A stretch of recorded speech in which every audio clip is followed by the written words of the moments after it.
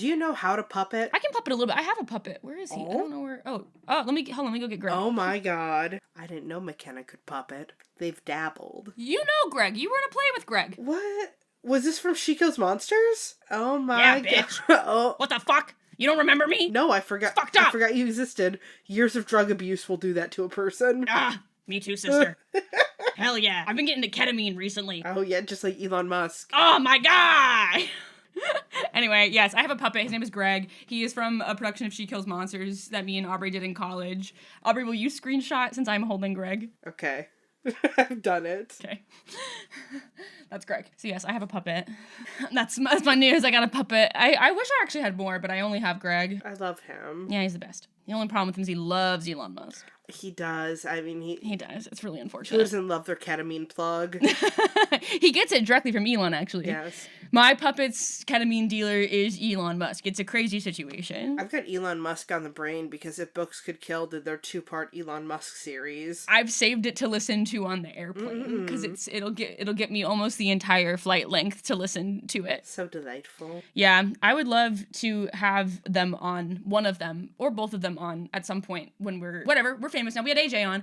I want to talk to Michael Hobbs about Stardew Valley. Oh, that'd be very sweet. I know he plays, and I'm so desperate. I am so desperate to know which bachelor or bachelorette Michael Hobbs decided to marry in Stardew Valley. Yeah, that'd be fun. It'd be fun to have them also on for something that's like nonsense. Yes. Yeah. Speaking of nonsense, welcome to Informed Attraction, a podcast all about how me and Aubrey consumed a lot of media this year, hosted by one Gonzo and one Rizzo the Rat.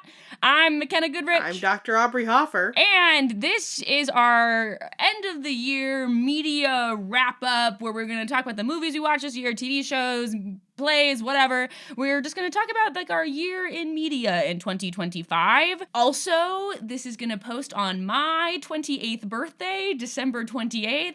So you can all call me old in the comments. Let's go. I am the oldest Gen Z. Holding it down.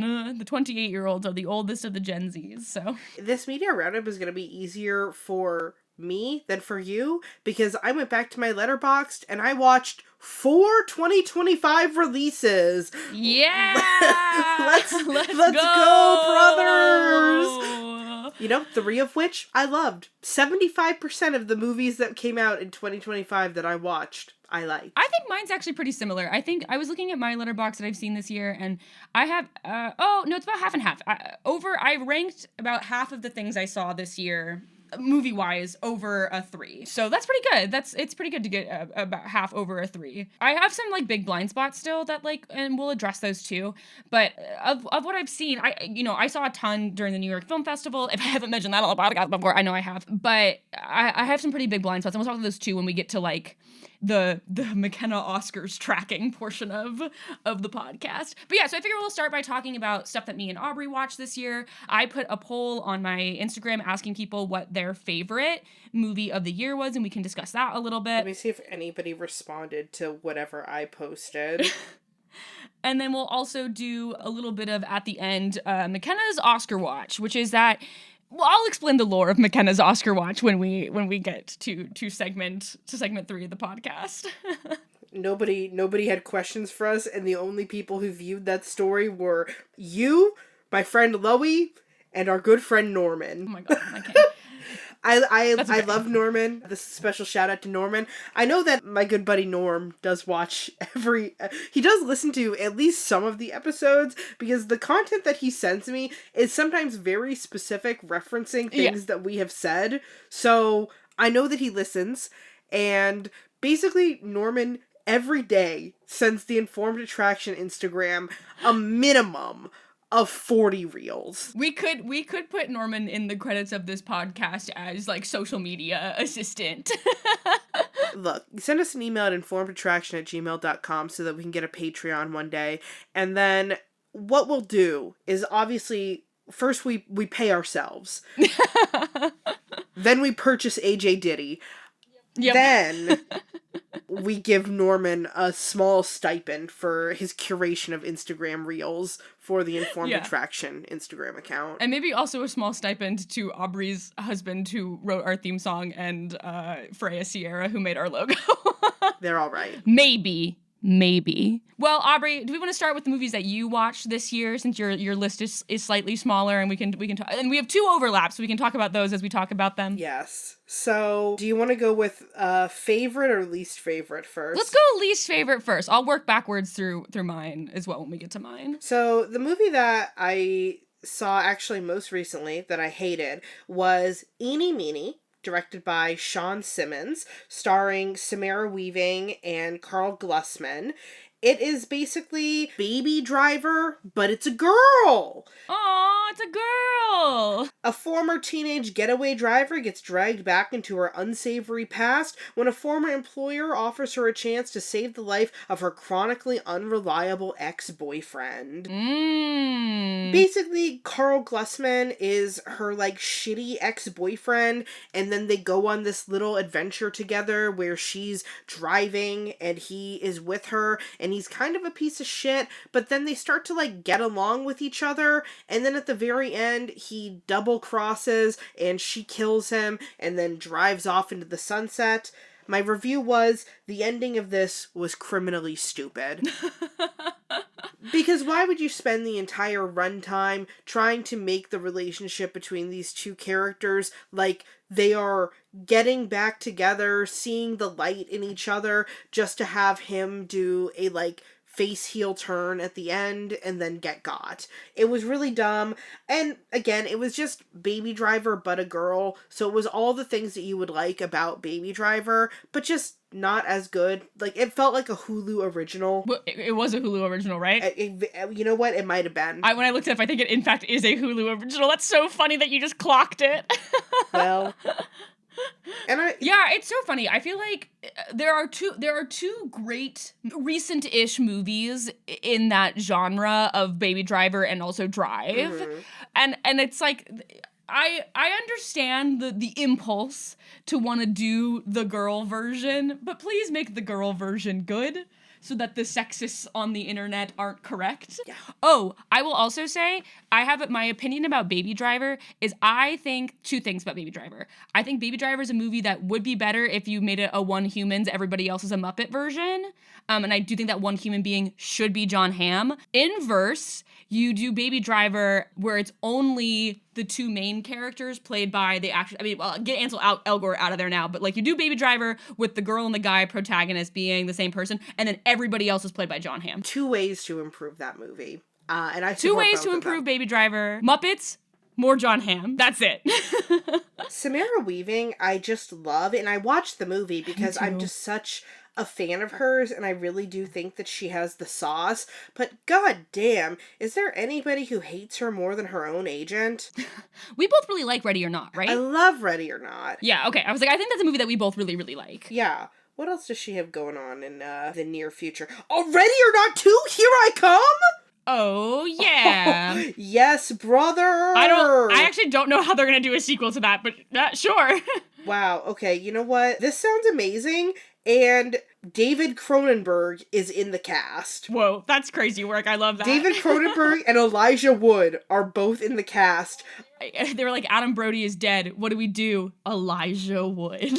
You know what? This fucking rocks, and I'm here for it. Grace McCauley, the sole survivor of a brutal game that resulted in the deaths of her husband and in-laws, learns that her victory comes with a price. Now the most wealthy and influential families on Earth have to kill her in a new game or risk losing their power and fortunes. So they've expanded the universe. They're like, oh, this group of rich people didn't kill her, so now every rich person has to kill her. Okay, you know what? That sounds fucking awesome. And it's like, it's her and Catherine Newton playing siblings, and then it also has Sarah Michelle Gellar, David Cronenberg, who's the head of the Danforth family, and then Elijah Wood ominously as the lawyer. I love that. And then she's also going to be in Over Your Dead Body, which is an action thriller that's a remake of It looks like some Norwegian action horror movie. That's the thing. I think Samara Weaving, the way I think she's trying to get marketed is as a kind of like horror, comedy, action, like, she's the girl you go to. Like, yeah, that makes sense. Yeah, like, I don't think she's actually really trying to prime herself for, like, a lot of, like, dramas or, like, comedies or, like, romances. I think it's, like, she's kind of, like, the girl who's in a situation. Well, because, like, her big breakout was The Babysitter, right? Yeah. They don't say who her husband is going to be in Over Your Dead Body, but Jason Segel is in the cast, and because he's second, it makes me think that they will be the two leads, which, interesting. They feel the closest in... well, because the other options are Timothy Olyphant. Yeah, unless she's married to Keith Jardine, who was in the UFC. No, that would be insane. That's interesting. Yeah, interesting. But yeah, so overall, when it came to Eenie Meanie, I'm not gonna bore everyone with a summary of the movie itself, but I think I probably aligned with the critics on this one because the critics were not really into it. It just never comes together. It's never funny enough to really be funny, and it's never exciting enough to really feel like an action movie, so it just ends up being kind of a nothing. Yeah. It definitely felt like the people who were directing it were like, I love Quentin Tarantino, and I love Edgar Wright. Yeah. And I've never had an original thought in my life. Well, and that's what a Hulu original is great for. Oh, and Sean Simmons doesn't even have a Wikipedia, so one could say completely irrelevant. Unlike in... I mean, we don't have Wikipedia. Hey, we come up when you search us. Google AI will say that we are a podcast hosted by us. Wait, really? We've made it, dog. Oh my god! This is the only time I've ever been excited about AI. Yes. The Google AI search described Mackenna and I. Oh my god! Exactly! Wait, that's crazy. I know. I love that. Okay, yeah. Officially the only time I've ever been excited about AI. So we'll go to one of the movies that we both watched and talk about it, and then I'll describe another movie that only I saw, and then we'll come back together for the second movie. This was one that we both saw, that we both enjoyed, I think to pretty much the same level. We are within a 5-star rating of each other on Letterboxd, and that was Companion, directed by Drew Hancock. I love Companion. For me, it was a 4-star movie. It's funny that we just mentioned Ready or Not, because my review of Companion is I love the new Ex Machina / Ready or Not collab. Because this movie has an extremely similar, like, survive the night vibe as Ready or Not, but it's about, you know, an AI... like, or it's about a sex robot. It's about a sex companion bot that's extremely advanced in the way the one from Ex Machina is. And so it just was very funny. I walked out and I was like, wow, I really enjoyed this. But like, similarly, I was like, I don't think anything in here was a highly like original idea, but I thought it was a really well crafted, in contrast maybe to Eenie Meanie, I thought it had a very clear, consistent tone.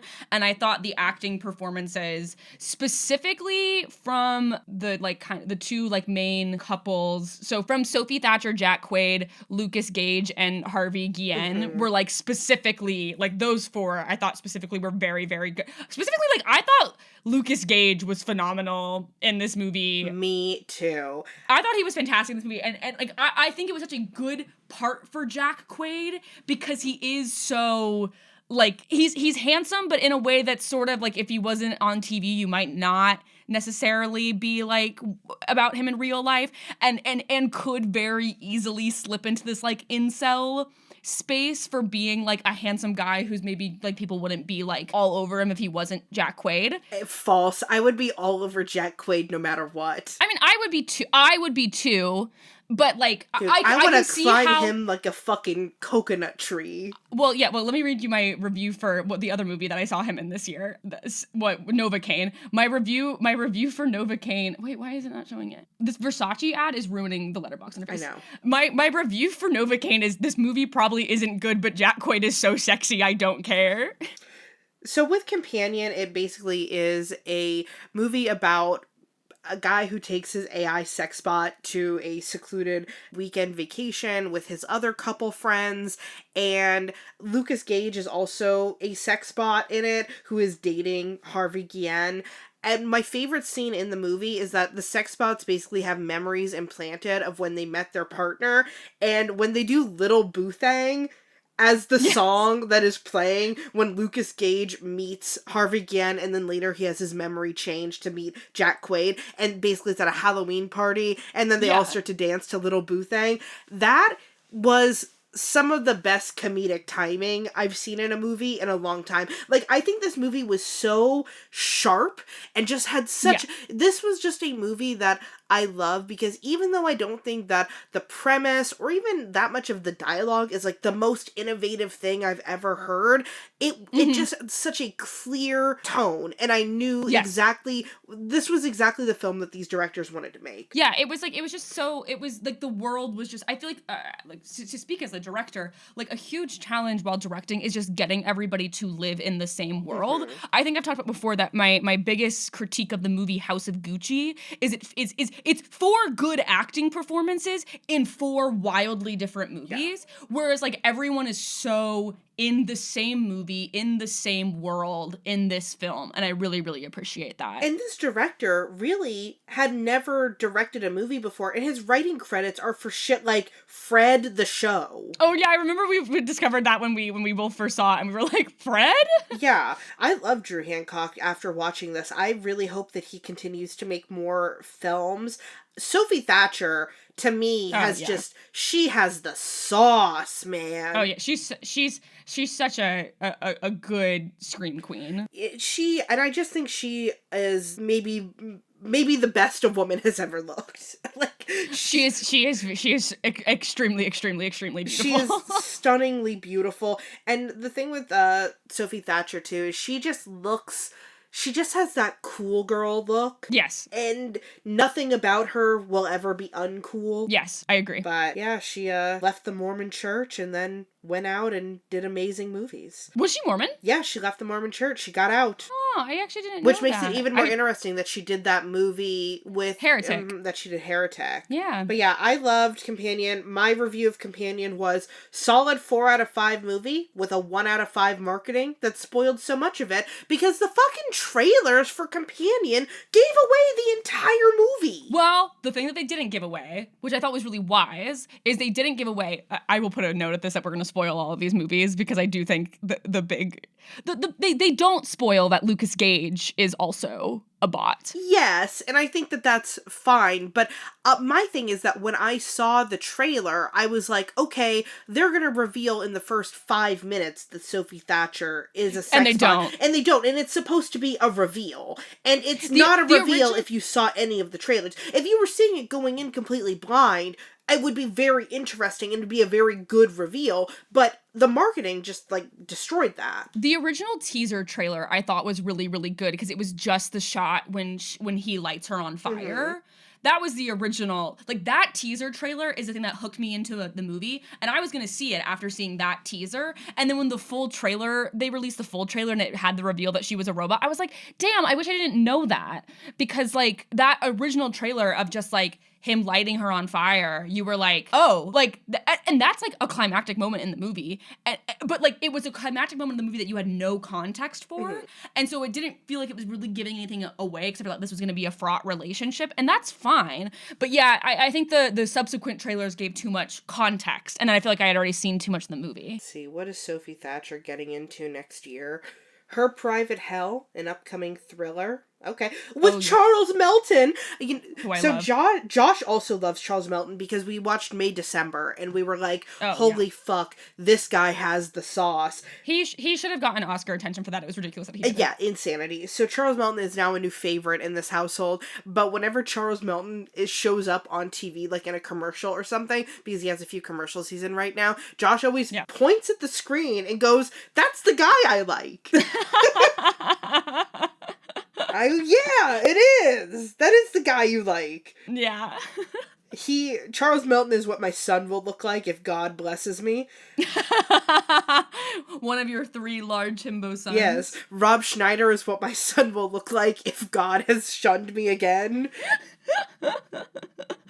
God@gmail.com. Hello, it is me, Aubrey, again. Can my son look like Charles Melton, please, for his own sake? Please. If you give me a Charles Melton, I'll never have to work again. If you give me a Rob Schneider, it will be a daily battle. So, by the way, so it's my oldest niece's birthday today, and Josh, uncle that he is, asked me, how do you spell her name for the card? And so I spelled it for him, and then I was like, here's a challenge. What is her middle name? And he thinks for a minute, and then he goes, Flores? Flores is Josh's middle name. No way! And I said, no, that's your middle name. And then he was like, I don't know. I thought maybe she would have the same one.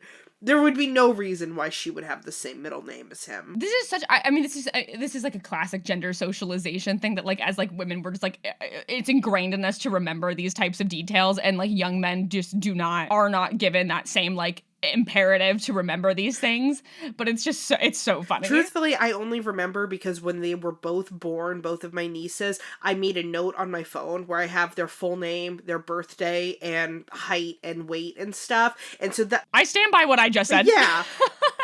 And before everyone is like, boo, men, tomato, tomato, Josh did my nieces are both born the week before Christmas, and they're both born within a day of each other, so he got all the Christmas presents for them and their birthday presents and made the big box and then shipped it out and did everything and bought the cards. All I did was write the cards, and I had to make sure their names were spelled right. So we stay egalitarian in this household. Let's see, what's Jack Quaid got cooking? God, he's so fucking sexy. And the thing is, you can tell that Jack Quaid, he was raised by Meg Ryan. The Quaids did not touch him. He's so cute. I feel like he just looks like Meg Ryan to me. I see her little adorable little nose and smile in him.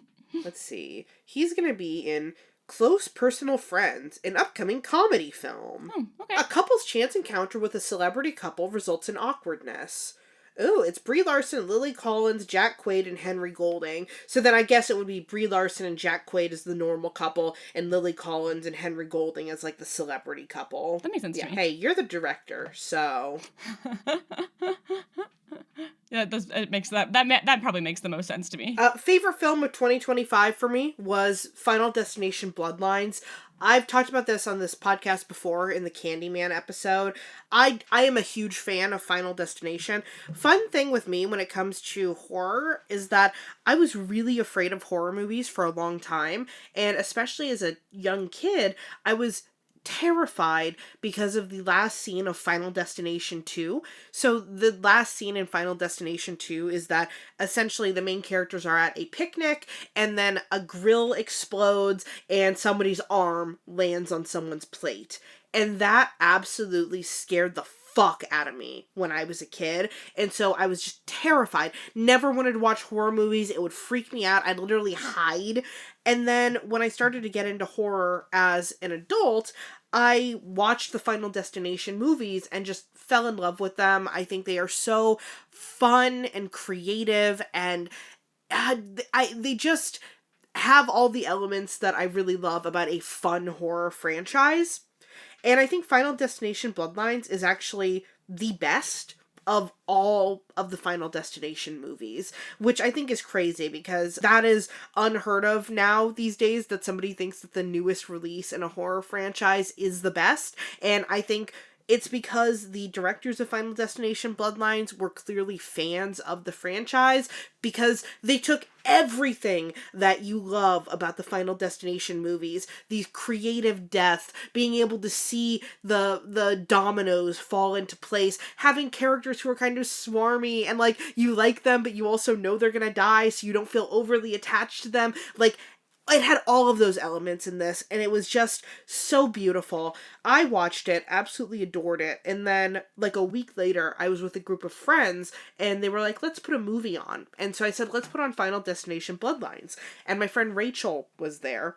My friend Rachel's dad had recently passed away, and she was still feeling pretty bad. We were all kind of hanging out to try to cheer her up a little bit, and I put on the movie, and Rachel's like, I don't know, guys, I'm not really a big horror movie fan. And I said, oh no, if it's scary, we'll turn it off, but I don't think you're going to be scared of this. And in the opening of Final Destination Bloodlines, they're in this big, what do you call it? It's like one of those like big buildings, and it's glass up top, and it like rotates and stuff. Yeah, it's like the Space Needle. Yeah, it's like a Space Needle type thing. And essentially it all like crumbles and like people die and whatever. And there's a really like douchebaggy kid who's been being a douchebag the entire opening. And then he escapes, right? Everyone else has died, but this douchebag kid has escaped. And then the last moment of the intro is a piano falls on this kid. And I have never heard my friend Rachel laugh as hard as she laughed at that. She was like holding her stomach, could not contain it, and she loved the whole movie, and she was like, oh my god, I never thought that I liked horror movies at all, and it was really cool to see that. I think it's incredibly rewatchable, and what I also like is that there's a character in it who is just like a like 2000s looking emo guy. Because of course. And the whole thing of this movie is that death is coming after this specific family because the matriarch of their family was supposed to die, and so then death comes after all of them after she dies. There's a reveal that this 2000s looking emo guy is not in the family. He's like a love child of like the mom and another guy. But he still dies later on in the movie, which means that canonically death was not actually after him. He just had no sense of self-preservation. Yeah, I loved it. I want to actually find the actor's name who played the 2000s emo guy. It was Richard Harmon. I loved Richard Harmon's performance in this movie. He was well known for being John Murphy in The 100 on the CW, a show that I never watched. Me neither. I feel like, didn't The 100 do the thing where it was like, had a big, like, clearly lesbian romance and then didn't go all the way with it? I literally, I remember that TV show exists. I don't know anything about it. I remember seeing, like, the sapphic Tumblr, like, fan media around it, but I think it might have done an inverted Supernatural where it was just kind of teasing the whole time. Yeah. Although, didn't the end of Supernatural, like, kind of confirm, or no? No. It, like, confirmed it on behalf of one character obliquely, and then he got sent to gay super hell, and then Dean remains straight, I guess. No! Yeah. Well, R.I.P. Misha Collins. And then, last one, we've talked about it a little bit, but it was the monkey. And this one's a little bit divisive with Mackenna and I. Yeah, I famously did not like the monkey. Yeah, and I actually quite like the monkey. I think, I didn't do a letterbox review of it, which I can't remember why. I think I just forgore. Yeah. I would probably, at this exact moment, if I were to give it a rating, probably... I'm probably gonna say, with time away from it, maybe like a 3.5. Yeah. I give it a 2.5. Yeah. I don't think it was the best thing I've ever seen, but I liked it. I thought the themes of it were really interesting. Basically, the monkey is... when twin brothers find a mysterious wind-up monkey, a series of outrageous deaths tear their family apart. 25 years later, the monkey begins a new killing spree, forcing the estranged brothers to confront the cursed toy. I liked it. I thought that it was... I know a lot about Oz Perkins as a person, and I very much saw how this was a movie that he made about the absurdity of death, considering the ways that he lost both of his parents. So I thought that it was an interesting release from him. Oz Perkins is just somebody who I really want to like the movies that he directs, because I think thematically he's really cooking, but then when I actually go to watch the movie, I don't tend to enjoy it very much. Mm-hmm. I think The Monkey is the only Oz Perkins movie that I've seen. Yeah.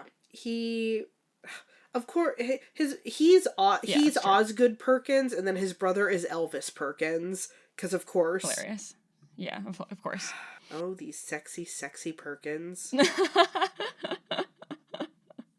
Hey, Oz Perkins is single right now. Oh. There's a chance. There's a chance. You ever think about Oz Perkins and Legally Blonde? I think about it all the time. I think you mentioned this to me last time we talked about him, and I did not make the connection that was Oz Perkins. Yeah. It's good that they cut that character from the musical is what I'll say. He just doesn't do anything. Yeah. He just doesn't do anything. Legally Blonde to me still remains I'm not a fan of musical adaptations of movies, with the exception of Legally Blonde, where I'm going to be 10 toes down and I'm going to say I actually think the musical is better than the movie. Yeah, I think they finessed the plot of the movie in the musical in a way that makes it a lot clearer. Yeah.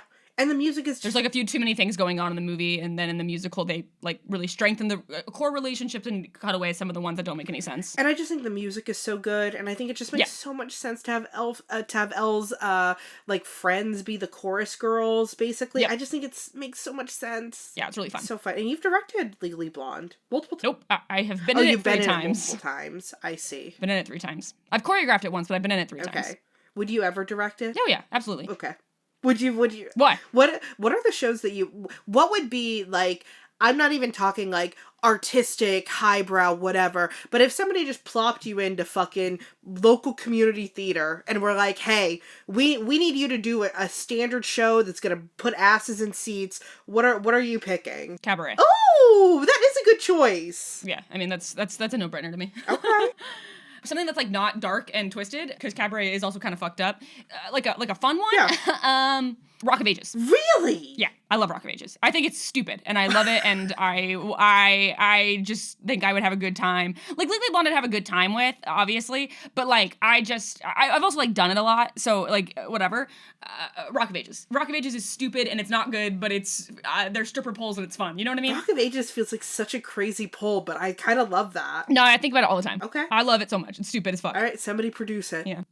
Okay, well, those were Aubrey's movies from this year. I saw more. So I'm just gonna walk through very quickly all of the movies that I gave a 4.5 or above on Letterboxd this year, and then I'll talk about the handful that I thought were bad, or I will just say disappointing. I will say the ones I thought were disappointing. So my top 8, as it were. So I have 5 that I rated 4.5 stars, and then 3 that I gave 5 stars to. So the 5 that I gave 4.5 stars to are Sinners, Superman, Sentimental Value, Nouvelle Vague, and The Perfect Neighbor. So to walk through those quickly, Sinners is probably the most popular out of all those, weirdly enough.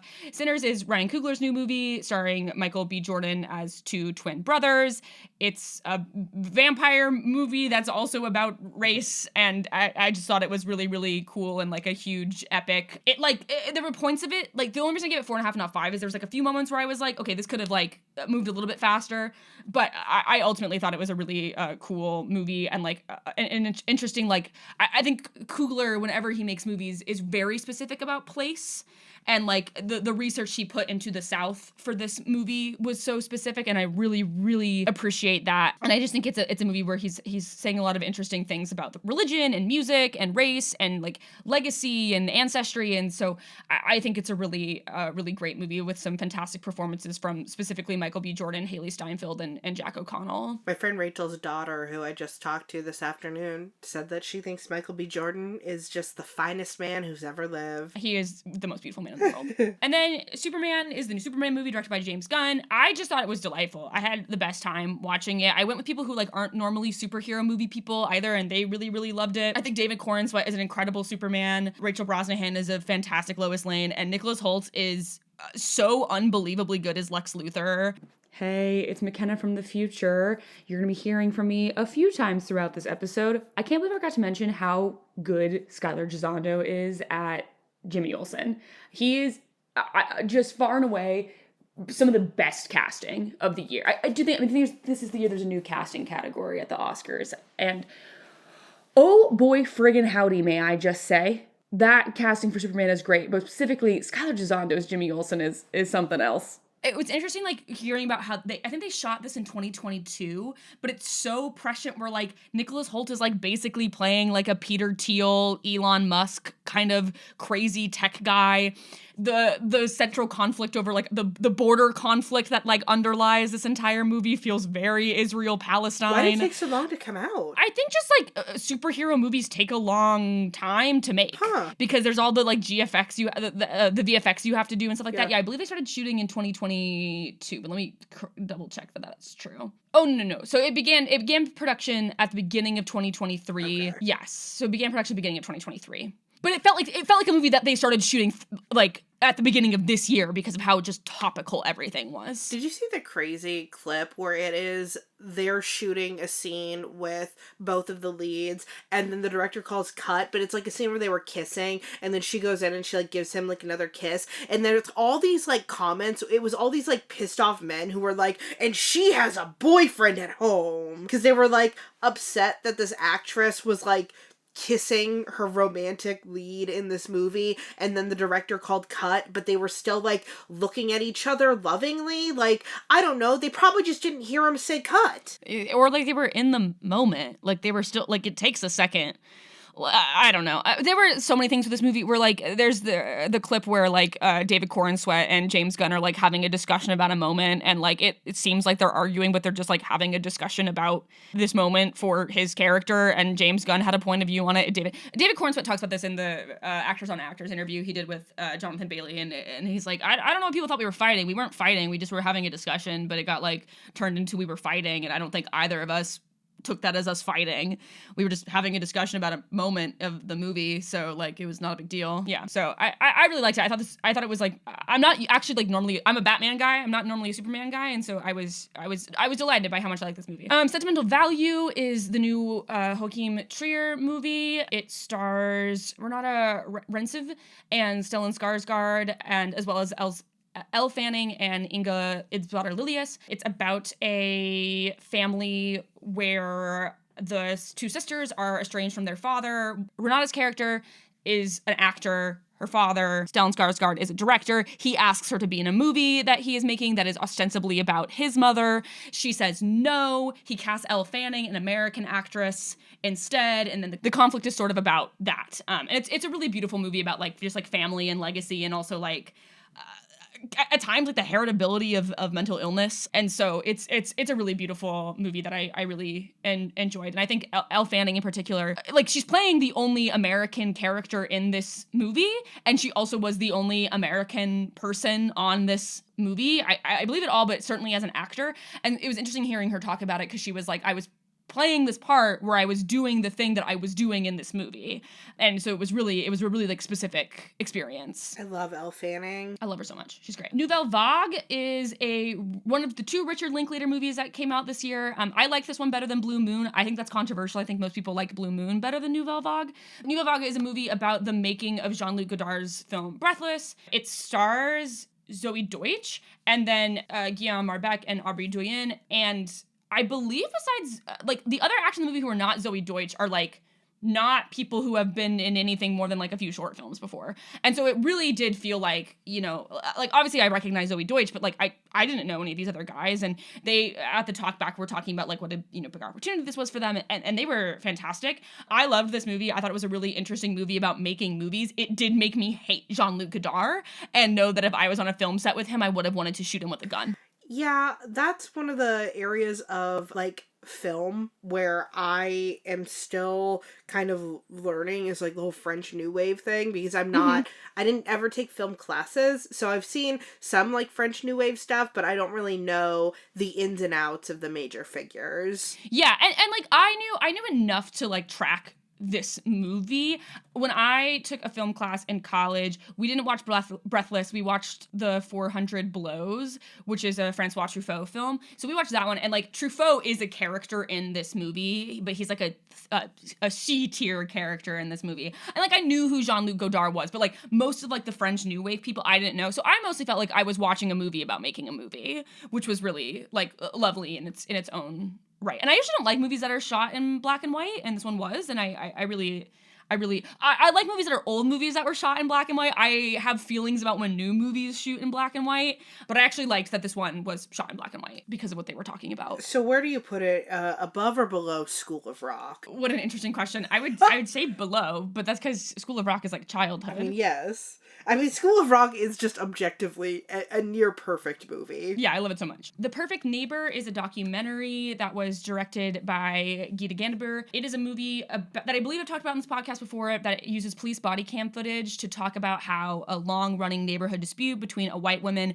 and a mixed race, but primarily Black and Hispanic group of kids leads to a shooting that the white woman tries to argue is a stand your ground law case. It's about the shooting and killing of Adjika Owens. Gita, the director, is a family friend of Adjika, and so had a very personal relationship with this.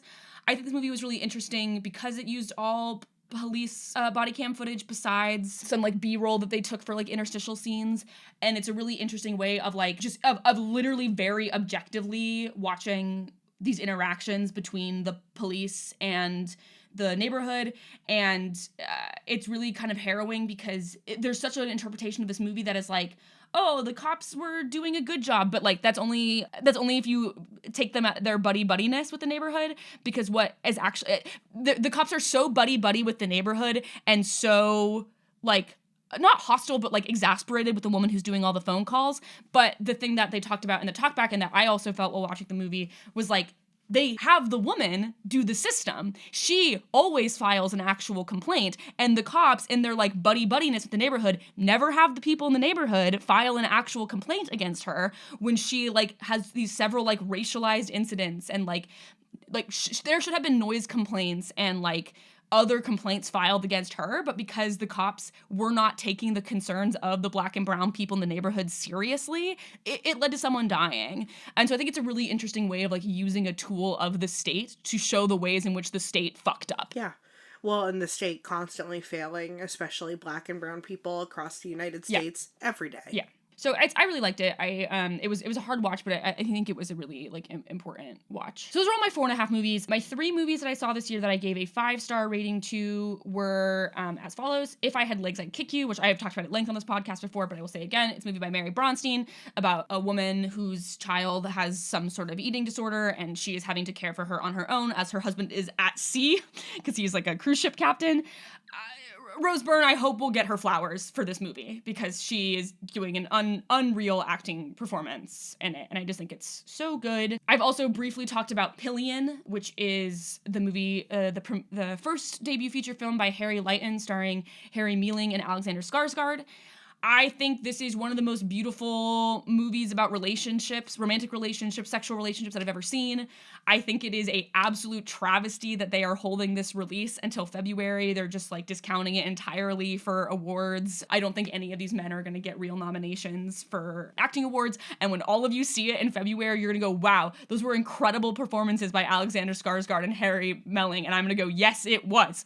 But again, a movie that taught me so much about my own relationship with sex and sexuality, and I really appreciate it. And also, you just get to look at Alexander Skarsgård be a sexy dom for about 2 hours. And then the last movie that I gave 5 stars to this year was Hamnet, which is directed by Chloe Zhao.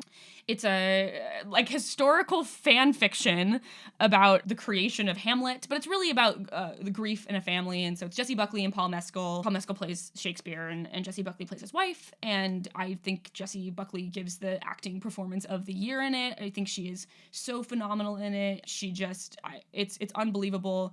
And it's one of the saddest movies I've ever seen in my entire life, and I was crying almost the entire time, and I still loved it. Also, Joe Alwyn's in it. Joe Alwyn is not only in that, but also in another 2025 Hamlet release as Laertes. Oh, we were talking about it when we saw it. I think that Joe Alwyn needed his relationship with Taylor Swift to end so he could be in movies. Here's the thing, though. I don't believe that that's true, because he was still in movies, but always... Not in good ones. I mean, he's always just... He was in The Favorite. But that was before him and Taylor Swift started dating. No, that was while they were together. Check the numbers. That was before. Somebody run the numbers. I am. Yeah, no, this was... I've even heard about this Hamlet that... Oh, I guess you're right. I guess they were... Well, but did he get cast before they started dating? Anyway. 2025 British film based on Hamlet with Riz Ahmed as Hamlet. Oh, I did hear about this. I heard it was just okay. Oh, okay. Well, good for Joe Alwyn, I guess. I'm just saying, the only thing that Joe Alwyn was really in that had any sauce before was The Favorite. And then he was in like a bunch of flops while him and Taylor Swift were dating, and then him and Taylor Swift break up, and he's immediately in Kinds of Kindness, The Brutalist, and Hamnet. And so it's like, I think he needed the breakup to happen for his career to pop off. Okay, but he was probably cast in all those movies while they were still together. I don't think that's true. Okay. You're right. She specifically told him to only take mediocre roles in movies. No, she was holding him down. He had a more famous girlfriend, so they were not. He was just Taylor Swift's boyfriend, so they weren't interested in him. And then he was free. What a huge fucking bitch. No, I don't think it's her fault. I don't think it's her fault specifically. But his debut was being the lead guy in, what was it, like Billy Flynn's Halftime Walk or whatever? Yeah, who saw that movie? Hey, that movie fucking rocks, okay? That movie has a 44% on Rotten Tomatoes. Nobody saw the vision except for me and Ong Lee. Yeah. I picked up what Ong Lee was putting down. So those are the movies that I really like this year. Obviously, as you can tell, I have some gaps. Like, I have not seen One Battle After Another. I have not seen Marty Supreme yet. I don't want to. I hate you, Timothy. I love you, Timothy, and I love the Safdie brothers. I will be sad for Marty Supreme. I was so sad that I had already reserved all of my New York Film Festival tickets when they did the surprise screening of it. Hey, Mackenna from the future again. So, saw Marty Supreme last night. Really enjoyed it. Gave it a 4 out of 5. I think it is so similar to Uncut Gems structurally that it made it too easy for me to do a one-to-one comparison of them. And I liked Uncut Gems better than I like this movie because the things in Uncut Gems felt more grounded in reality. And there were moments of Marty Supreme that I was just like, what the hell is going on? There's no fucking way. But I love you, Timothée Chalamet. It was quite good. I still really liked it, 4 out of 5. I also saw Wake Up Dead Man since we recorded this episode. And I also give that a 4 out of 5. Love you, Josh O'Connor, and your little neck tattoo. The movies that just to mention a couple movies that I felt just like disappointed by this year. I wanted more from Warfare. I'm such a fan of Alex Garland's early work. I also sort of rewatched Civil War on a plane recently over someone's shoulder. And I was such a fan of Alex Garland's early work. I'm such a fan of Ex Machina. I liked Annihilation a lot too. And then just the past few I've been very confused by. And Warfare was a movie that I just felt like said nothing. And so much happened, but also nothing happened, and I just was confused by it. Like, it was so just watching a battle in war that I had no context around. I don't know. I didn't know what the point was. I did not know the point that they were trying to make with that movie. I think it has some great performances, speaking of Charles Melton, but I don't know why that movie happened, is what I will say. And then the other movie that I wanted to mention in that same vein was... Oh, I was so sad that I didn't like Anemone, which was the Daniel Day-Lewis collab that came out this year. I was so excited for it, and I just felt like there were too many ideas in it, and it just felt like... It felt like a movie that had too many ideas in it, and then had this core really good performance, but was sort of a mess outside of that. But yeah, so those were sort of my movies of the year. To go to my Instagram audience. Fun fact, guys, about Mackenna, who I've known for many years of my life. I was going to say for my entire life. You weren't there for my entire life. But Mackenna, and we'll probably get to this, is exceptionally good at predicting Oscar winners, and has been for, at this point, almost like 15 years, I would say. Mackenna has been... It's about 10. I started doing it in high school. Well, close enough. Yeah. Mackenna is gonna now predict who will win all of the awards. I probably won't right now because I haven't had time to do my math yet, but I'll get to the thing that I do. But I wanted to first talk about just like some audience responses about audience, meaning my Instagram audience, not the audience of this podcast. Though there is some overlap there. I will say overwhelmingly from the responses I got, people mentioned Sinners. Like I like the majority of these just say Sinners, or they say Sinners and something else. So people are real steezed on Sinners, which I'm also really steezed on. I can't believe you haven't seen it, Aubrey. Well, here's the problem with me is that if something starts to get too popular and everyone starts talking about how great it is, it means I have to wait at least 2 years to watch it. Ugh. So you would like it so much because it's You just would like it so much, I think. I know. So in 2027, I'm going to go, guys, Sinners was really good. And everyone's going to go, yeah. Yeah, we knew that, Aubrey. I watched La La Land 2 years ago. Oh. That was how long I had to wait. And then I was like, guys, La La Land was really good. And everyone was like, yeah, we knew that 8 years ago. Yeah. Some other things that people mentioned, Surratt, which I did not see because it was really long, but it was also at the New York Film Festival. We have a few One Battle After Another's in here. That was Loey. Shout out to Loey. Loey said One Battle After Another. I have not seen that one. It came out when I was real busy, but it's obviously on the list. Sorry Baby. It was just an accident. Nosferatu, which me and Aubrey both didn't like. Then that was 2024 because it was December. Well, it was on the list that I got. Sorry Baby. I saw it in 2025. Sorry Baby, I desperately want to see. Whoever saw that, I fuck with them heavy. Shout out Lily. Shout out my friend Lily. Yeah. Sorry Baby might just hit a little too close to home because that shit happened to me for real. Yeah. Womp womp. Womp womp. We have a Begonia, which is the Yorgos Lanthimos movie that came out this year with Emma Stone. Is that? Wait, no. Yes, that's true? Begonia, Yorgos? Yes. I got scared that I was It's wrong. the only fucking Yorgos movie where I'm like, oh, I actually might like that. I got confused with because Eddington is Ari Aster. They both have Emma Stone. have such beef with Yorgos because I really like Dogtooth. And then every other movie that I've seen of his, I've been like, I not only dislike this, but I dislike the person who would make this. Yeah, I hate The Lobster. I think The Lobster's fine. I hate it. Like, that's the thing. The Lobster is, like, a beautiful movie. I think there's good performances. I hate it in concept, and I hate the kind of person who would make it. It's just I don't know. I'm just like, go sit in a fucking corner. Think about what you did. I famously have beef with him for how he changed the ending to Poor Things from the book to the movie, because I think it changes the point of the entire thing, but that's okay. I couldn't finish Kinds of Kindness. I didn't like it, but I will see Begonia at some point. And the other movie in here that I think is really mentionable is Blue Moon, which, as I mentioned, is the other Richard Linklater movie that came out this year. I also saw that one. It's Ethan Hawke and Andrew Scott, and it's about the opening night of Oklahoma from Lorenz Hart's perspective, played by Ethan Hawke. For those who don't know, so Rodgers and Hammerstein wrote and made Oklahoma, which is the first smash hit Broadway musical.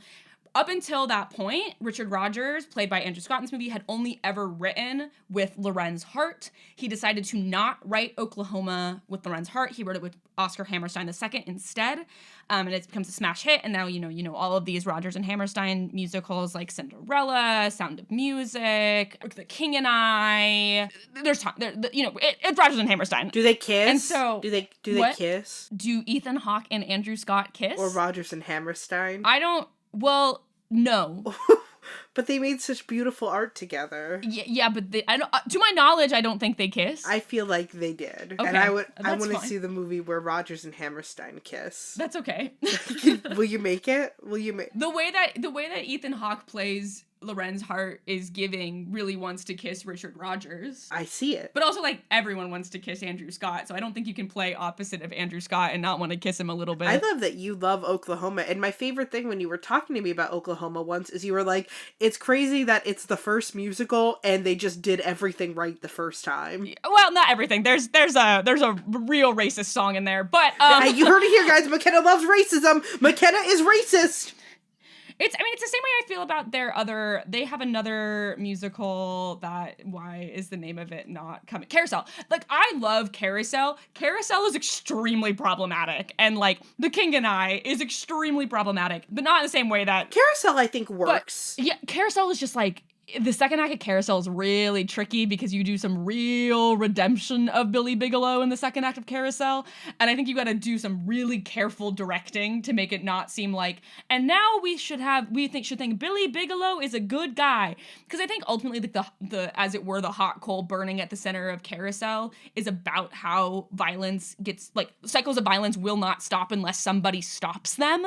And so I think you have to do you do a lot of work in the directing of that show and in the performance of Billy Bigelow to be he is not a good guy. Yeah. He is bad. Julie Jordan should not forgive him. But you have to do that. You have to do that work. in order to, you can't just be like, happy ever after, musical theater ending. And it's the same, I mean, the ending of Oklahoma used to get played like a comedy. The trial of Curly used to get played like a comedy because it's like, obviously no one cares that Judd is dead. And now when people direct it, they treat it a lot more like the town is making the decision to not punish Curly for killing Judd. We are making the decision as a town that we're not going to punish him for this, even though he did do a murder. And I think if you direct it with that gravity, the ending still works, but you can't direct it the way that it originally was, or else you're just like, yeah, but he killed someone. But yeah, I do love Oklahoma. I watched, this is not a release from this year, but I watched I'm Thinking of Ending Things, the Charlie Kaufman, and Oklahoma like plays a pretty pivotal part in I'm Thinking of Ending Things, and I loved it. Obviously, I liked I'm Thinking of Ending Things. It was such a Mackenna Goodrich ass movie. Shout out Jesse Buckley. Shout out, oh, what's his name? Kirsten Dunst's husband. Like, can I think of his name? Oh, I love him. Jesse Plemons. Jesse Plemons. It's, yeah, so I'm Thinking of Ending Things is Jesse Plemons and Jesse Buckley as the main characters. And then it's the guy who plays Lupin in the Harry Potter movies, David Thewlis, and Toni Collette play like big side characters. Let me see if I can see any movies that I saw this year where I was like, yeah, fuck yeah, that aren't like new, that were new to me rather. Right. Oh, Whiplash I watched for the first time this year. Oh, famously one of my favorite movies. 5 stars. I fucking love Whiplash. I did a 3-part review of Whiplash. Number 1 was, I didn't watch this when I was young enough to be attracted to Miles Teller, and now I'm old enough to be attracted to J.K. Simmons. J.K. Simmons is fine as fuck in Whiplash. Number 2 was, this is just what academia is like. True. Whiplash and Who's Afraid of Virginia Woolf, those are the 2 movies that encapsulate what it is like to work in academia. And number 3 was, Josh said he was serious Simmons in this one. Yeah, he was not JKing around. He was not. He was serious Simmons here. So sort of the last thing that, yes, so Aubrey mentioned that I have done some pretty intense Oscar predictions in my past, and I do it every year. And I look at a bunch of different sources. I have like a mathematical ranking system. I plug them into a spreadsheet. I usually get between 85 and 95% of them correct using my formula. So, but the thing about that is I also do make sure I go actually see every Best Picture Are you going to nominee. Reveal the formula? No, it's my spreadsheet. Okay. It's my spreadsheet. Okay. But basically I look at a bunch of different sources, then I have a numerical ranking system because like some places will rank like 10 and some will only give you like will win, should win, might win. And so like it gets weighted differently depending on how many of the movies they actually rank and, you know, all kinds of stuff. And so it's, I have been tinkering with this Google sheet since I was 15 years old. Yeah. So it's been about close to, this will be my 13th year doing it. It's actually Aubrey was closer earlier. You were closer because I did start doing this when I was 15. But yeah, I was there. I remember. Yeah. Sort of the place that I use Gold Derby to sort of find like what experts are talking about the Oscars in any given year. So that's where I track to. For those who don't know, Gold Derby is a betting website that you don't use money on. You just use points that you accumulate over time, and you do it for award shows and also like reality TV competition shows. They also have betting for. And so I also use this to like pick what movies I want to go see because since I try to watch movies that get nominated for the Oscars. It's also funny too because I don't care about the Oscars. I used to really care when I was getting into movies. Like I really cared, and now it's like I find much more joy out of a movie like Pillion that like isn't gonna get nominated for any Oscars probably than I will out of some of these movies that will get nominated for Oscars. But I don't know. We're 13 years into this. You know what I mean? Did you see the Oscars are now going to start being on YouTube in like 2026? Oh, yeah. Okay. I guess it's more accessible. What this website does is it aggregates together like odds from both like experts, editors of the webpage, and then users of Gold Derby. And so it's a good way to like look at like how people are feeling about it. Obviously, these are not Oscar voters who are tabulating this, so there's always some wild cards that end up getting thrown in. But for example, like right now, okay, Mackenna from the future, one more time, and then I promise I'm done interrupting. So last night when I saw Marty Supreme with friend of the pod Bryce, we looked at Gold Derby afterwards, and the rankings are rather different than they were 2 weeks ago when we recorded this. This is probably because people have updated their predictions as we've gotten more information, more other awards that come before the Oscars have announced. I'm given the order that they were on Gold Derby as of 2 weeks ago when we recorded this, but just know if you go on goldderby.com right now, it's rather different. Specifically, the biggest switch up I noticed is that like people were really riding the one battle after another train really hard when I was looking at it a couple of weeks ago.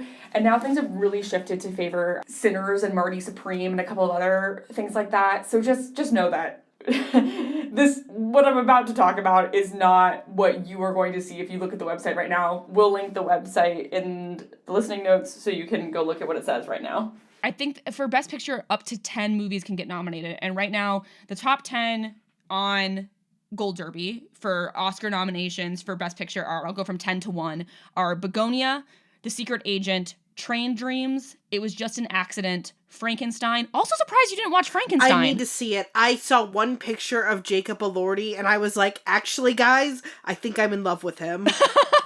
Marty Supreme, Sentimental Value, Hamnet, One Battle After Another, and Sinners. So those are the ones that they're saying right now are like the 10 most likely to get nominated for an Oscars. Wicked for Good and Avatar Fire and Ash are standing right outside of that right now. And I'm really crossing my fingers they don't get nominated for Best Picture because I don't want to see either of them. Of course they won't. I've heard mediocre things about both. I just don't. I didn't watch the last Avatar movie and I just don't want to have to go see this one. I feel like I have been seeing promotions for Wicked nonstop for the past 3 years. Yes. Oh, and you have. Like, you literally have. It's just every time I go to the fucking grocery store, it's like, Wicked cake pops! I don't want them! Yeah. Well, that's why now they're saying it's their, Universal's like, it's our imperative to make more Wicked content. And it's like, no! It's not. I know you guys are making so much money off of this, but please stop. Hey guys, none of the developmental psychologists in the public will tell you this, but every developmental psychologist I know who studies eating disorders has gone, yeah, they all got eating disorders. So just in case you were wondering. So those are the ones they're talking about for Best Picture. Oh, Pillion sitting all the way down at number 37. Breaks my heart. It's okay. Best Director, the top 5. So pretty much every other award, it's going to be 5 nominees. Makeup and hairstyling is usually like 3, but then everything else is like 5. So Best Director right now, it's giving Joachim Trier for Sentimental Value, Jafar Panahi for... It's giving. Jafar Panahi for It Was Just an Accident, Ryan Coogler for Sinners, Chloe Zhao for Hamnet, Paul Thomas Anderson for One Battle After Another. Best Actress, we're talking Chase Infinity for One Battle After Another, Emma Stone for Begonia, Rose Byrne for If I Had Legs I'd Kick You, Renata Renzviv for Sentimental Value, and Jessie Buckley for Hamnet. Best Actor, Aubrey, you're gonna be mad. Are you ready? We got Ethan Hawke, Blue Moon, Michael B. Jordan, Sinners, Wagner Moura, The Secret Agent, Timothée Chalamet, Marty Supreme, Leonardo DiCaprio, One Battle After Another. I don't want it. I love you, Timothée Chalamet. Timothy thinks he's Leo. He will never be Leo. I do. I mean, I want to see One Battle After Another, and I do think. I think Leonardo DiCaprio is a good actor. I think I got soured to him when everyone was like, he deserves an Oscar, and I was like, shut the fuck up. No, he doesn't. Yeah.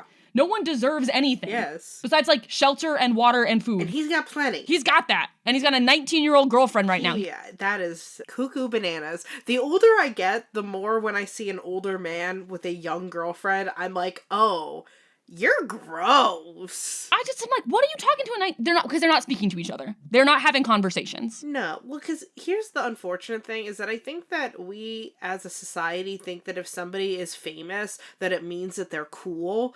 And unfortunately, a lot of famous people are actually very lame.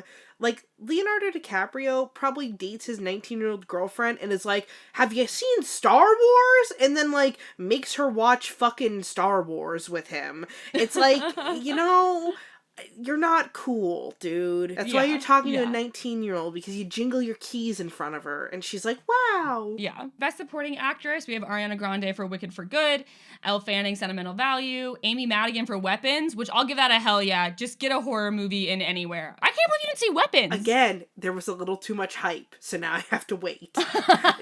No one understands. In my household, we stay being hipsters in the year of 2025. What did you think of Barbarian? I loved it. You gotta see Weapons! I know. I loved Barbarian so much, I told everyone I know to go see Barbarian. I thought Barbarian was fine. I don't really remember. I thought it was fine. Oh my god. Do you know that Zach Kreger is married to Sarah Paxton, too? Oh? Yeah, isn't that That's funny? Wild. What did I give Barbarian? I watched it, like, well after it came out. I love seeing Justin Long. And you I love Bill Skarsgård. Yeah. I'm a big Skarsgård guy. I gave this movie 5. I gave Barbarian 5 stars. I gave it 3. I gave Barbarian 5 stars, and my review was, this is for the girls. I just like Mr. Bill Skarsgård. I'm a real barbarian type girl. I'm a Skarsgårdian. You are. I am. I do. I love. Literally, give me anything. Any of the Skarsgård family. The oh my god, the Stellan Skarsgård, Alexander Skarsgård actor on actors. They made that for me and me specifically. They put Alexander Skarsgård in those shorts for Mackenna Goodrich. Succession was already my favorite TV show, and then they cast Alexander Skarsgård on it for me. I'm a Bill Skarsgård girl. I like the weirder, stranger Skarsgård. I like all of them. I like Stellan, I like Bill, I like Alexander, and I like the rest of them whose names I forget. I like Bill because he's a little weird. He's a little weird. Best supporting actress. Oh, I already did those. Oh, I didn't finish. Inga. The last two for best supporting actors are Inga Idsbader Lilius for Sentimental Value and Teyana Taylor for One Battle After Another. And then best supporting actor, we have Jacob Elordi for Frankenstein. The funniest person for Aubrey to like, by the way. Aubrey liking Jacob Elordi is such a break from tradition that I can't even believe it. Here's the thing. I know nothing about anything Jacob Elordi has or hasn't done with his entire career. I saw one image of him in Frankenstein, and I went, "Oh my god, he looks like a puppy." He has this like look in his eyes that just reminds me of the love I have for my dog Butters. And now I've looked at pictures of him just as a regular man, and I still feel the love I feel for Jacob Elordi is purely maternal. I've never felt this way about someone before, but I want to take care of him. Aubrey's maternal love for a 28-year-old 6'6" man. I love him so much. I think he needs help, and I think I can help him. I actually think he's okay. He has like a wonderful relationship with his family. He like brings his mom to all of his movie premieres. And I would be his mom. I think. Okay, I think he has his mom. But I think this is he's Suncore. He is my son is Jacob Elordi. Okay. Your tone of okay. Okay. Just let me love my son. No, you can love your son. I love Jacob Elordi. I'm not mad at you for loving Jacob Elordi. Jacob Elordi is where me and my friend Jessie Joe were our taste in men. Like, he's the middle of our Venn diagram. It was like one of the first times when we were like, yes, together about somebody was about Jacob Elordi. And then so we have Jacob Elordi, Frankenstein, Benicio del Toro, One Battle After Another, Paul Mescal, Hamnet, Sean Penn, One Battle After Another, and Stellan Skarsgård, Sentimental Value. Jacob Elordi and Margot Robbie in Wuthering Heights feels insane. Okay, let me talk about my Wuthering Heights conspiracy theory, because I am convinced that this movie is going to come out and all the reviews are going to be like, this movie is not what you think it is. It has to be. Because okay, here are all my reasons why. Emerald Fennell has never made a normal movie. Yeah. She has never made a normal movie. She has made weird movies the whole time. Margot Robbie is crazy casting for Catherine. Jacob Elordi is literally insane casting for Heathcliff. He is white. I don't understand what's going on here. The music for the movie is being done by Charlie XCX. Yes. And Hong Chow isn't it? Like something is afoot. Something is afoot. I'm very intrigued by this. So I don't know. I'm going to be very disappointed when it's a regular ass, like, bad Wuthering Heights. I don't know. You know what? I'm inclined to believe you with the conspiracy is that maybe it's just gonna be off the fucking chain. Because even the movie poster, I'm getting a vibe of like, there's something that feels a little bit ironic about it. Yeah. The tagline is "Come Undone," which to me feels like it's not gonna. You know what? I think I agree with you. I think this is gonna be something that is not what we expect. And all the marketing for it is like a little. It feels like the posters for it all feel a little weird. Like the main image, it's like on like the main Aubrey. I'll send it to you. This image, it feels like so romance, but like horny, not like Wuthering, not like Pride and Pride, not like it's giving like Fabio romance novel cover. I'm very intrigued by this. I feel like this could be something completely different from what we think. Because I'm just, because I'm like, and if it is just like a straight up like she's talked about it like that when she was 14, she remembers reading this book and being really horny, which is not the experience I had reading Wuthering Heights, and not, I think, the experience you're supposed to have reading Wuthering Heights. So I'm just curious about this movie because I didn't even like Saltburn, to be clear. I just feel something is afoot. Because this is so fucking weird that something is afoot. Yeah, I wonder if she's just gonna make it really fucking sexy. I think so. But I feel like there's gotta be a different slant on it than that. Yeah, I don't know. I'm gonna be curious to see, because it's coming out Valentine's Day. I'm curious to see when the reviews for this movie start coming in. If it's like, oh, and Emerald Fennell made a bad Wuthering Heights adaptation, or if it's like, oh, she's doing some fucky wucky bullshit / pause. Yeah. I don't know which one is. I think it's going to be one of those two options, which is she's going to make a bad Wuthering Heights adaptation, or it's going to be, oh, this was different than what we thought it was going to be from the marketing. Yeah. But just Charlie XCX doing the music has me like really conspiracy theory braining out about it. Well, yeah, it makes me feel like it's going to be like, it's Wuthering Heights, but it's like interpreted by a 14-year-old who's becoming very aroused by Wuthering Heights. Which is a weird thing to be aroused by. Yeah. Yeah. So she might be just like me for real. She might be cooking or she might be cooked, and I don't know which one it's gonna be yet. Like I genuinely don't. I can't decide whether Emerald Fennell is cooking or whether she is cooked. I mean, I will say, like, Promising Young Woman, I was like, I don't know if I like the vibe of that. All the reviews were great. Saltburn, I was like, I don't know if I'm gonna like the vibe of this. All the reviews were great. So yeah, she might be 3 for 3. Yeah, who knows? Who knows? I'm a big fan of the Brontes. I'm a big Jane Eyre fan. Jane Eyre is one of my favorite classics. I've decided one of my goals for 2026 is I want to read my first Jane Austen. I think I would like. So here's my thing that I can't decide is I feel like I should read Pride and Prejudice. That feels like that's the natural first Jane Austen to read. But I'm also kind of drawn to Sense and Sensibility because I'm like, ooh, I know one of the romance interests in that is like an older man, and that feels like a vibe. I think you would like Persuasion the best. Okay.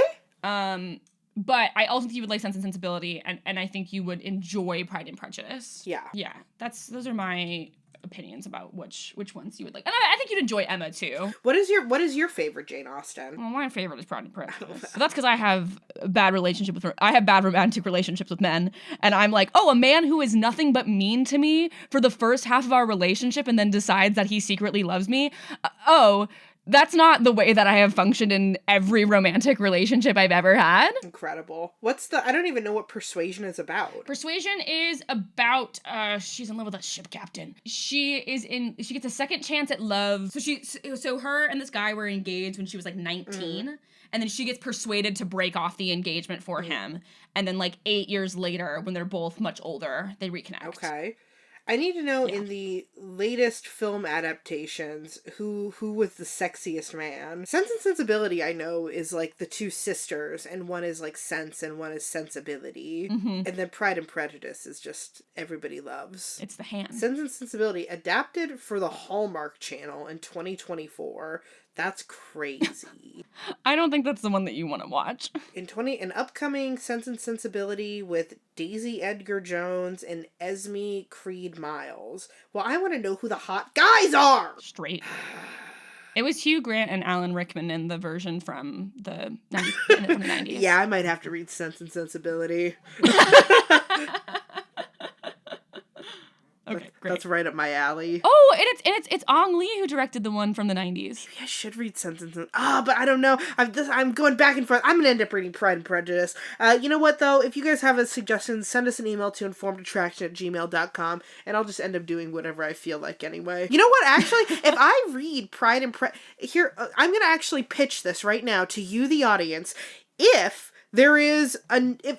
If anyone fucking emails because they want this, I will do a 2026 goal where I read Jane Austen novels and then watch the media, like the movie versions, and then we'll have like a whole little like 1 or 2 or 3-part series where I talk about them. But if you think that would be interesting, email us at informedattraction@gmail.com. And I will just have a great time watching any of them. But if we do Pride and Prejudice, it means I get to look at a woman who I think should be in way more movies than she is in, who is my beloved, who I am obsessed with, Rosamund Pike. She's so beautiful. I love her so much. Actually, the women in that movie go crazy because it's Carey Mulligan, Jenna Malone, Rosamund Pike, Tallulah Riley, and Keira Knightley. Yeah. And everyone's favorite little weasel from Succession, Matthew McFadden. As one does. You know how, I said I was going to take a break from auditioning for shows until February when Uncle Vanya is doing auditions. I'm going to audition for a play on Monday. So I don't think What play? It's called Now and Then. Basically, the premise is it's like a young couple are in a bar, and then the guy is an aspiring musician, and he's deciding whether he wants to stay being a musician or give it up. And then an older man comes in, and oh my fucking god, it's him from the future. And then a woman comes in, and oh my fucking god, it's her from the future. But he's from the future where the guy decides to give up music, and she's from the future where he decides to pursue music. And so then they have to decide what is the life that they want to have. But I'm going to do A Doll's House Part 2 for my monologue. Yay! Folks, that's sort of this is the last episode of the year. So just one big heartfelt thank you to everyone who's listened this year. If you have a thought or feeling, as always, about something you'd like for us to talk about, you can email us at informedattraction@gmail.com. And we're really excited for some of the stuff we got cooking in the new year. I'm about to watch every movie Stanley Tucci has ever been in. Oh, the last thing I want to mention, my genuine favorite thing I watched this year was The Pit, and I'm so excited for season 2 to come out. And if anyone else is watching The Pit, let's yap The Pit, because my God, I love it. And I love every single person on The Pit is the hottest person in the world in a regular person way. And that's what's the best part about The Pit, is they're all hot, but in regular person way, you know? I don't, but if somebody wants us to talk about The Pit, I will actually watch The Pit. Aubrey, watch The Pit. Guys, someone send one email so I can put The Pit on the schedule and make Aubrey watch it.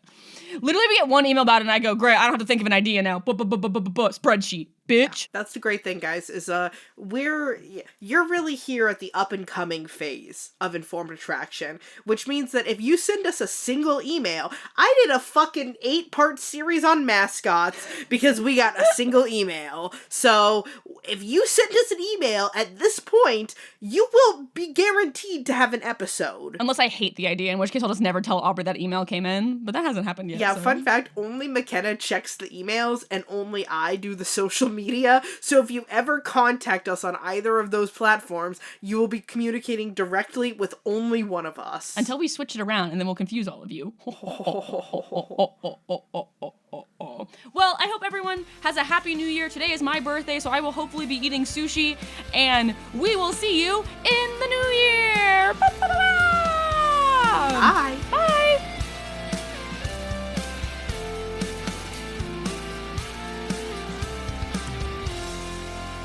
Have a question or a topic that you would like for us to discuss? Send us an email at informedattraction@gmail.com.